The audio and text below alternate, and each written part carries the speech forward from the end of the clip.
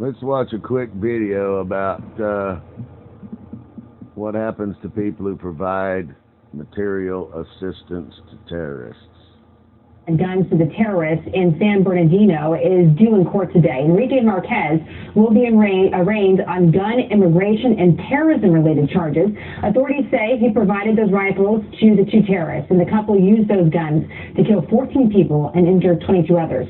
The federal grand jury handed down the 5-count indictment last week. He faces up to 50 years in jail on those 5 charges, the most serious of which is providing material support to terrorists.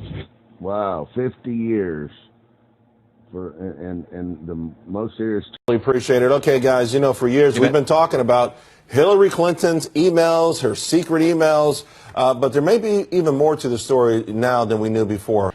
And I am convinced, as are others who have looked at this, and Fox aired this on a FBN special on Saturday night and several times over the weekend, that a conspiracy existed between the president, Mrs. Clinton, and congressional leaders from both parties and both houses, others in the State Department, the Treasury Department, and the Justice Department, to get arms shipped to rebels in Syria and in Libya. And some of those rebels are members of organizations that are on the terror list, and providing them with material assistance is a felony. So the arms dealers applied for and received permission from state and treasury lawfully to sell arms to the government of Qatar, and they lawfully did so.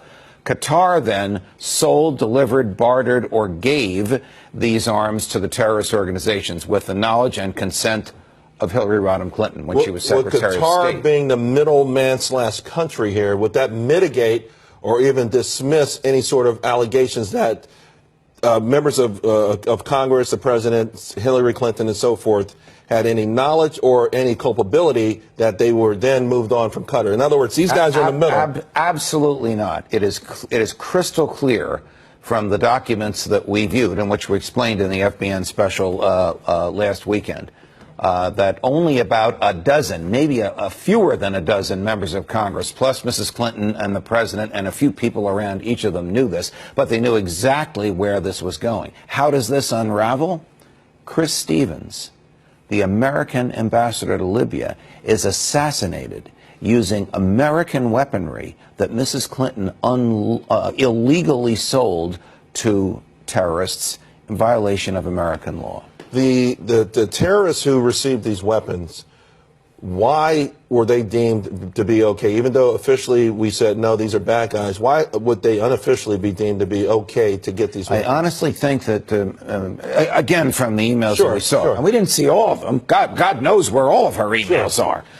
I think that she probably thought that she could wage a private war and overthrow Gaddafi. She succeeded in doing that, but of course created chaos. Overthrow Assad in Syria and take credit for it. This has been an unmitigated disaster, and she's done her best to cover it up, and she's covered a lot of it up, but now it's starting to come out.